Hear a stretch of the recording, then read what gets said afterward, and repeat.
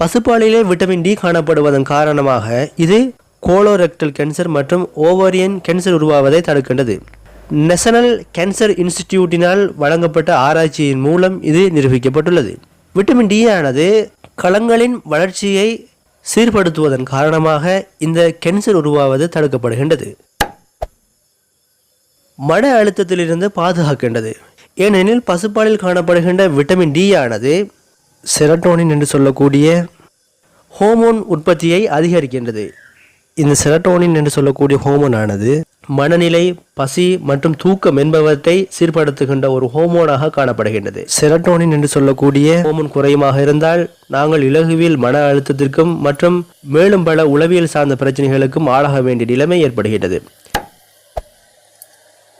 கட்டுமஸ்தான தசைகளை உருவாக்குவதற்கு இது உதவி செய்கின்றது. ஏனெனில் பசுப்பாலில் காணப்படுகின்ற பொட்டாசியம் மற்றும்